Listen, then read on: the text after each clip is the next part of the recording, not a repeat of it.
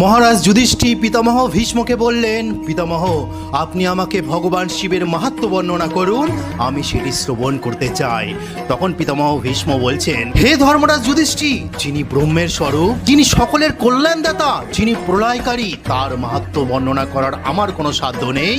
তুমি ভগবান শ্রীকৃষ্ণের কাছে যাও, তিনি তার জন্য তপস্যা করেছিলেন, তিনিই বলতে পারবেন ভগবান শিবের মাহাত্ম্য। তখন মহারাজ যুধিষ্ঠির বাসুদেব শ্রীকৃষ্ণের কাছে এসে বলছেন, বাসুদেব, শুনেছি আপনি ভগবান শিবের জন্য তপস্যা করেছিলেন এবং সর্বকালে সর্বমনন্তরে আপনি একমাত্র ভগবান শিবকে সন্তুষ্ট করেছিলেন, তাই তার মাহাত্ম্য আমার কাছে বর্ণনা করুন, আমি শুনতে চাই। তখন বাসুদেব শ্রীকৃষ্ণ মুখের মধ্যে হালকা হাসি নিয়ে ভগবান শিবের মাহাত্ম্য বর্ণনা করছেন, সেটা শ্রবণ করুন। আগামীকাল মহাশিবরাত্রি। শ্রীকৃষ্ণ বলছেন, আমি ভগবান শঙ্করের মাহাত্ম্য জানাচ্ছি, আপনি মন দিয়ে শুনুন।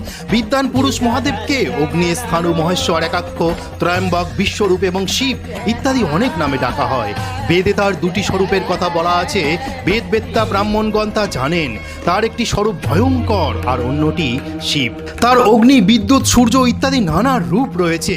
এতদ্দিতেও শিব নামের যে মূর্তি, তার পরম শান্ত এবং মঙ্গলময়। মহাদেবের অর্ধেক দেহকে অগ্নি বলে এবং অর্ধেক দেহকে সোম অর্থাৎ চন্দ্র বলা হয়। তার মধ্যে মহত্ব এবং ঈশ্বর তত্ত্ব থাকায় তাকে মহেশ্বর বলা হয়। যিনি এই মহাবিশ্বকে রক্ষা করে চলেছেন, তিনিই তো মহাদেব। হে যুধিষ্ঠির, যিনি সর্বপ্রকার কর্ম দ্বারা মানুষের কল্যাণ করে যাচ্ছে, মঙ্গলময় করে যাচ্ছে, তিনিই তো শিব। তার মধ্যে সমস্ত দেবতাদের নিবাস, সেই জন্যই তাকে বিশ্বরূপ বলা হয়। তিনি পশুদের অধিপতি, সর্বপ্রকার পশু তার কাছে আশ্রয় নেয়, তিনি পালন করে, তিনি সমস্ত পশুদেরকে ভালোবাসেন, সেই কারণেই তিনি পশুপতি। মানুষ যদি ব্রহ্মচর্য পালন করে, প্রতিদিন স্থাপিত শিবলিঙ্গের পূজা করে, তাহলে মহাত্মা শঙ্কর অত্যন্ত প্রসন্ন হয় এবং সন্তুষ্ট হয়ে ভক্তদের সুখ প্রদান করে। তিনি প্রাণ আপান বায়ুরূপে মানুষের দেহে বসবাস করে। অর্থাৎ ভাবুন যে কত বড় মাহাত্ম্য ভগবান শ্রীকৃষ্ণ বলছেন মহাদেবের ব্যাপারে। শেষের দিকে দেখুন, তিনি সমস্ত জগৎকে অভীষ্ট বস্তু প্রদান করেন। এই মহাবিশ্ব তারই স্বরূপ। তিনি সমস্ত কামনার অধীশ্বর, তাই তাকে